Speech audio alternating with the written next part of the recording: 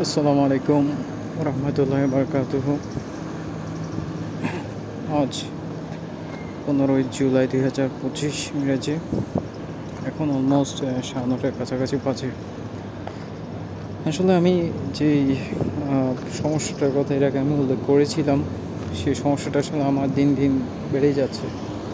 আমি যখন জবে ঢুকতাম, এর আগে অনেক যেগুলো জব করেছি মোটামুটি পারফরমেন্স পদবি দিয়ে ভালো করেছিলাম, কিন্তু পরবর্তীতে আমার ভুলে যাওয়ার সমস্যাটা প্রকট হয়ে যাওয়ার কারণে দেখা যায় যে কি আমার পারফরমেন্সটা অনেক ডাউন হয়ে যায়।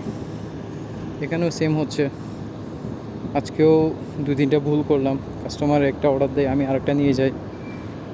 2-3টা অর্ডার দিলে একটা ভুলে যাই। ওটার মধ্যে আবার কী কী জিনিস থাকে এগুলো মনে থাকে না, দু একটা মনে থাকে, দু একটা মনে থাকে না। আজকে কাস্টমার একটা জিনিস অর্ডার করলো, আমি আরেকটা করলাম। কাস্টমার এসে বললো যে আপনি এটা করলেন কেন? আমি আর উত্তর দিতে পারছি না। আমি বললাম যে আমি তো আপনাকে এই জিনিসটা বলেছি। বলে যে কি না, আমি আপনাকে ওই জিনিসটা বললাম। হয়তো বা আমি ঠিক করে নিতে পারিনি ওনার অর্ডারটা। তারপর আরেকটা কাস্টমার এসে আমার সাথে ঝগড়া করছে, যেটা হচ্ছে যে আরেকজনের কাস্টমার। আমি মনে করছিলাম সেটা আমার কাস্টমার। সেখানেও আসলে সমস্যা। তো যাই হোক, ও বললো যে কি তুমি কেন গিয়েছো? এটা তো আমার কাস্টমার ছিল, আমার হেডেক তুমি কেন নিচ্ছ? আমি আসলে এর আগে সেম একজন কাস্টমারের কাছে আমি ওইরকম জিনিস বিক্রি করেছিলাম, কিন্তু এটা নাকি কোনটা সেটা আমি আসলে আর ঠিক করে মনে রাখতে পারিনি। পরবর্তীতে আমি যখন চিন্তা করলাম, দেখেছি কি হ্যাঁ, এটা তো আমার ছিল না, আমারটা ছিল অন্যরকম আরেকটা। তো যাই হোক, গত বছর আমি যখন কোনো জায়গায় চাকরি করি, তখন একটা পাঞ্জাবি ম্যাডামের সাথে আমার কাজ করা হয়। ম্যাডামের আন্ডারে আমি 4 মাস কাজ করি। তো ম্যাডামটা আসলে আমাকে অনেক কাজ দিত, আমি সব কাজই ভুলে যেতাম, দু একটা করে রাখতাম, দু একটা ভুলে যেতাম। এখন কাজ দিলে কিছুক্ষণ পর ভুলে যেতাম, কিছুক্ষণ পর কাজ দিলে তারপরে কিছুক্ষণ পর আবার ভুলে যেতাম। উনি আমাকে একটা কথা বলেছিল, তখন মানে আমার চাকরি তখন শেষের দিকে আর কি, তখন উনি আমাকে রাখবে না। তো আমাকে বলেছিল যে কি তোমার আসলে ভুলে যাওয়ার সমস্যাটা বেশি, তুমি বেশি বেশি করে তুমি আলমন্ডস খাও, মানে বাদাম খাও। আমি আরও ভালো মন্দ ওনাকে কিছু বলিনি। তো এটা আসলে আমার ছোটোকাল থেকে সমস্যা।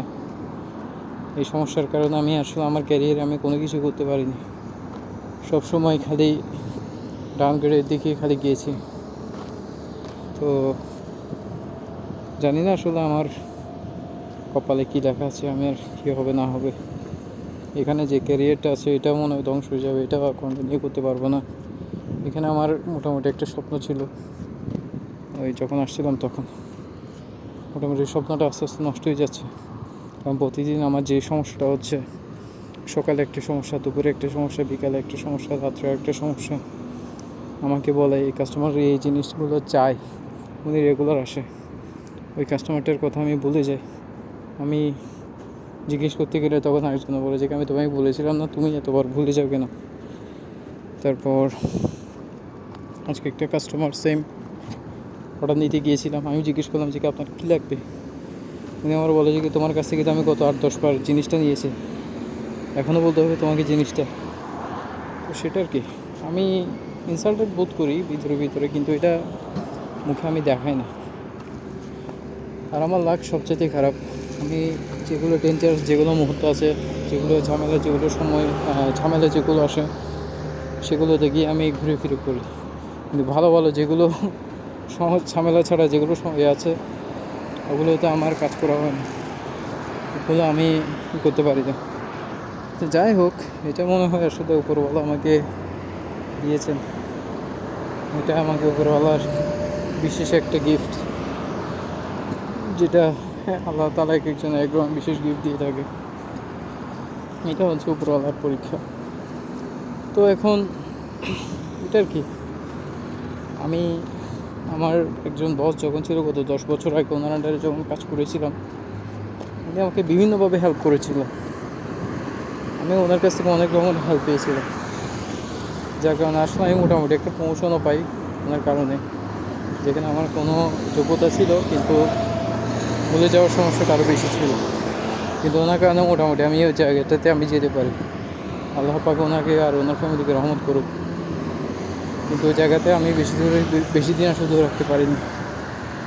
এরপর আরও বিভিন্ন রকম সমস্যা ছিল, তো এখন যাই হোক, সেটা আর কি। আমার সমস্যাটা আসলে আমার ভেবে যখন আমি বুড়া হয়ে যাব, আমার চামড়া যখন কুঁচকে যাবে, যখন আমার সব দাড়ি চুল সাদা হয়ে যাবে, তখনও সমস্যাটা আমার মনে হয় থাকবে, আমি সমস্যাটা কাটিয়ে উঠতে পারবো না। আমি যা বুঝতে পারছি এটা আমার বংশগত সমস্যা। বংশগত সমস্যা বলতে আসলে জেনেটিক বলতে পারি আমি, কারণ আমি আসলে জানি না, কারণ এই জিনিসটা আমার ছোটোকাল থেকে, এটা বড় হয়ে হঠাৎ করে হয়েছে এরকম কিছু না। এটা হচ্ছে ছোটোকাল থেকে আমার সমস্যাটা। আমার বলে কি দেখাচ্ছে জানি না, আসলে আমি চেষ্টা করে যাচ্ছি স্ট্রাগল করে টিকে থাকার জন্য। এরপর এখন কতদিন টিকে থাকতে পারি, কতদিন সম্ভব হয়, এটা উপরওয়ালারই ব্যাপার, সেটা আর কি।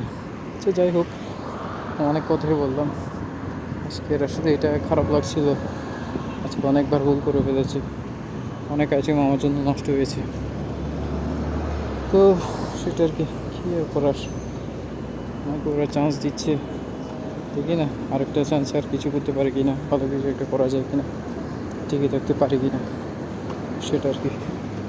তো ঠিক আছে, তাহলে এই কথাগুলো আমার স্মৃতি হিসেবে থেকে যাবে। ওকে, সালাম আলাইকুম।